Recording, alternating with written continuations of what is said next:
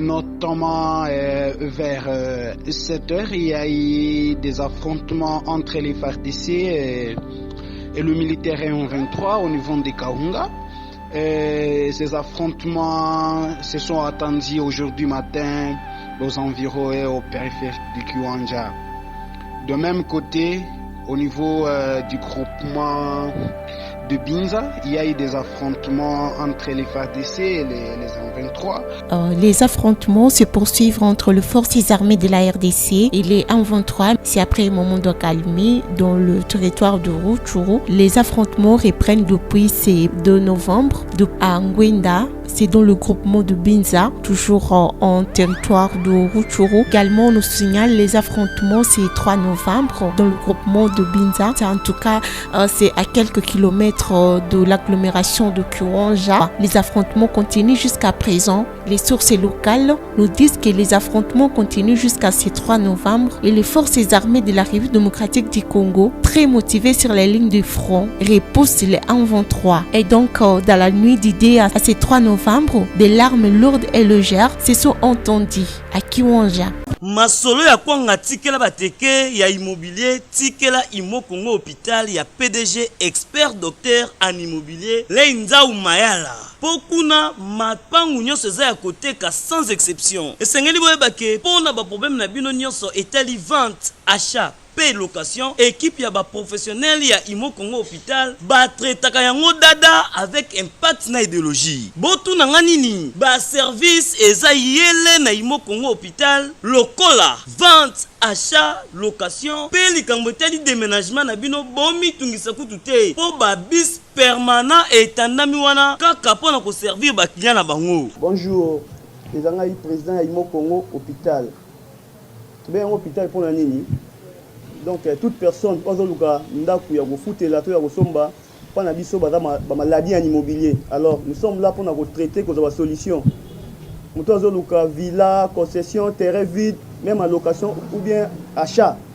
Donc moi et mon équipe nous sommes disponibles pour nous avoir solution. Faites-nous savoir tous vos besoins immobiliers et nous nous chargerons du reste. Imo Congo nyonso ya koteka sans exception. Mapango nyonso eza ya koteka sans exception. Dans la route de Matadi, beaucoup d'infirmières, d'infirmières, bazali, bakoyamba bino, bakosala musala comme il faut. Tobengi bino ebele ba maman ba papa, ozala posa achat, vente, location. Toza pour kopesa bino ba solution ya ebele. Mama kozala de cité toza awa biso moko okoti ozu lobiko na yo. Mapango nyonso eza koteka sans exception. Biso na Imo Congo hôpital, mapango nyonso eza koteka sans exception na bino. Ya solo bondi melanga masolo ya immobilier botikela yango Imo Congo hôpital. Pokuna mapangu nyonso eza ya koteka sans exception. Kodutete na ya bino peza ya koteka.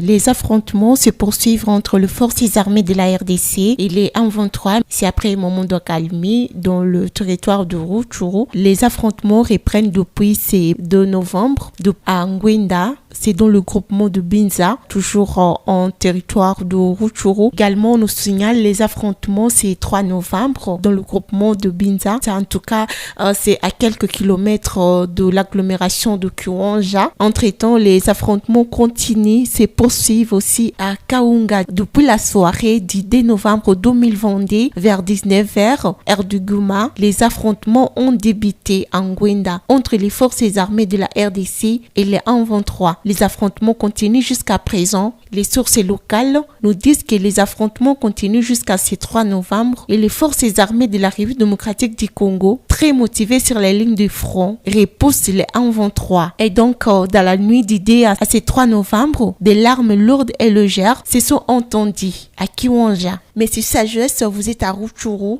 Nous sommes jeudi 3 novembre. Quelle situation on peut retenir après ces détonations d'armes lourdes et légères aux alentours de Kiwanja? Madame Keren Miburo, Vraiment, je vous dis bien que les affrontements continuent toujours dans les territoires de Rutshuru. Notamment vers 7 heures, il y a eu des affrontements entre les FARDC et le militaire M23 au niveau de Kahunga. Ces affrontements se sont attendus aujourd'hui matin aux environs et au périphérique de Kiwanja. De même côté, au niveau du groupement de Binza, il y a eu des affrontements entre les FARDC et les M23 au niveau de Nyabanira. Signalons bien sûr qu'il y a eu le mouvement de la population Kuta Nyamilima vers Kiwanja. Et aussi, nous sommes en train d'observer depuis hier le retour massif de la population qui s'était déplacée vers Nyamilima, Ishasha, Nkwenda et d'autres villages du groupement de Binza. C'est vrai que nous saluons les bravoures et le courage de militaires des FARDC face à cette agression des M23 dans notre territoire. La population est bien mobilisée pour accompagner les œuvres, les veillants militaires de FARDC. Que le gouvernement puisse de plus en plus multiplier les efforts et aussi de renforcer les munitions et les équipes qui sont sur terrain pour bien combattre l'ennemi. Les affrontements entre les FARDC et la M23 s'intensifient vers Kahunga, Nkwenda et Nyabanira, juste à quelques kilomètres de l'agglomération de Kiwanja, occupée par le M23. Des sources locales affirment que la détonation des armes lourdes et légères ont été entendues toute la nuit du 2 novembre à ce 3 novembre. Très mobilisés, les forces armées de la République démocratique du Congo repoussent le M23 pendant ces affrontements. Ces affrontements entre les forces armées de la RDC et le M23 ont repris après un moment d'accalmie dans la région de Rangira, dans le territoire de Rutshuru. On peut le dire, la société civile de la place accuse le M23 d'avoir largué des bombes sur certaines positions de l'armée. Et la population de Rutshuru loue le courage des forces armées de la RDC observées sur les champs de bataille. Et là, nous sommes avec sagesse depuis le territoire de Rutshuru. Madame Keren Miburo, oui, c'est dans la journée du 2 novembre vers 19h que nous avions entendu des coups de feu, des coups de balle au niveau de Nkwenda dans le groupement de Binza. Ces affrontements ont pu persister de 19h vers 22h, passé même, qu'il y a eu vraiment de farouches affrontements entre le FARDC ainsi que les M23. Signifiant que vers 22h, il y a eu des crépitements de balles dans la commune rurale de Kiwanja, où les armes lourdes et légers se sont entendus. Mêmement, dans l'agglomération de Roubaré, il y a eu aussi des affrontements de coups de feu qui se sont entendus aussi. Si je peux quitter la chefferie de Bouicha vers la chefferie de Bouito, à Kibirizi aussi depuis 1h du matin, il y a eu des crépitements de balles qui se sont entendus dans cette agglomération. C'est vrai que nous, la population du territoire de Rutshuru, étant très inquiète, nous sommes vraiment dans une situation qui n'est pas tout à fait bonne. Nous demandons encore une fois au gouvernement central et aux militaires des FARDC de faire tout ce qui est possible pour que cette situation de sécurité accrue puisse vraiment être au moins limitée, parce que vivre dans cette situation n'est pas tout à fait bon.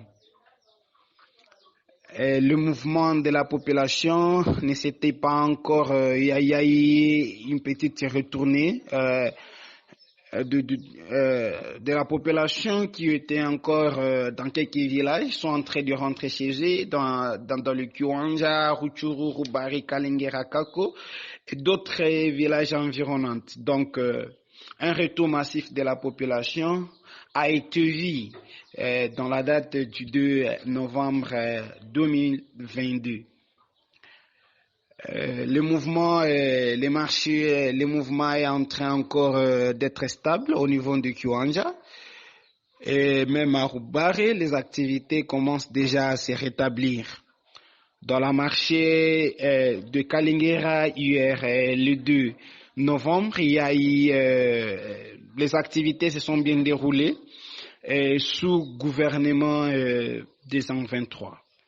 Et donc, c'est satisfaisant que nous puissions voir que cette activité continue toujours à se passer sous les yeux des rebelles, de militaires des 23. Pour cette agression que fait face la République démocratique du Congo, les acteurs de la société civile ne cessent d'appeler la population congolaise à soutenir les forces armées de la RDC. C'est le cas du député provincial, honorable Bazungu Romain, élu du territoire de Massissi, qui appelle la population à soutenir les forces armées de la RDC. Cet élu lance un appel vibrant à la population congolaise en général, en particulier celle du Nord Kivu, de soutenir les forces armées de la République démocratique du Congo qui sont sur les lignes de front contre le 123. Siméo Simonsaka depuis Massissi. Cet appel intervient quelques jours après des violents combats entre le FARDC et le 123 dans plusieurs villages et agglomérations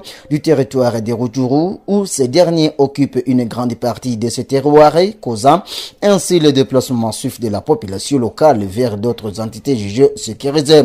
Dans une interview accordée à notre rédaction, Kaourwa Bazungu Romain a fait savoir que la population ne doit pas céder à la manipulation de l'ennemi et ses alliés, plutôt collaborer étroitement avec le FARDC tout en dénonçant tout cas suspect aux services compétents à temps réel en fait de permettre aux forces de sécurité à bien faire leur travail. Ici, je cite: nous sommes censés accompagner notre armée dans toutes circonstances. Comme dans cette période de guerre, nous devons être derrière le FARDC pour contribuer massivement à la réussite. Pas question de démoraliser nos vaillants combattants sur les lignes de front. Notre armée est forte. C'est pour cette raison que nous sommes appelés à l'appuyer dans tous les niveaux pour vaincre ces envahisseurs. Insiste Kaourwa Bazungu Romain. Il s'est de préciser que, malgré l'occupation momentanément des agglomérations de Kiwanja, Rutshuru Centre, Rubare et autres villages dans le territoire de Rutshuru par l'ennemi, les forces armées de la République démocratique du Congo et FARDC promettent le récupérer ici prochainement et rétablir la paix dans cette partie de la province du Nord Kivu selon sa détermination. Massissi, Siméon Semasaka. Retenons pour cette journée du jeudi 3 novembre 2022, les affrontements se poursuivent dans les territoires de Rutshuru, à Kaunga, Ngwenda et Nyabanira entre les forces armées de la RDC et la 123. Les forces armées de la RDC, déterminées sur les lignes de front, repoussent de plus en plus la 123. Le 123 qui reproche le gouvernement congolais de ne pas respecter les engagements signés à Nairobi sur la démobilisation de ses combattants et en train d'être repoussés par les forces armées de la République démocratique du Congo. Nous sommes en Ngwenda, dans le groupement de Binza en territoire de Rutshuru. Les affrontements se poursuivent également à Nyavanira et Kaunga, à quelques kilomètres de l'agglomération de Kiwanja, déjà sous contrôle du 123. C'est après quelques jours d'accalmie dans la commune rurale de Rutshuru. Dans la soirée de novembre, vers 19h, les affrontements ont débuté en Ngwenda entre les forces armées de la RDC et la 123. Les affrontements continuent jusqu'à ce 3 novembre. À Ngwenda, Nyabanira et Kaunga, juste à quelques kilomètres de Kiwanja, déjà sous contrôle du 123.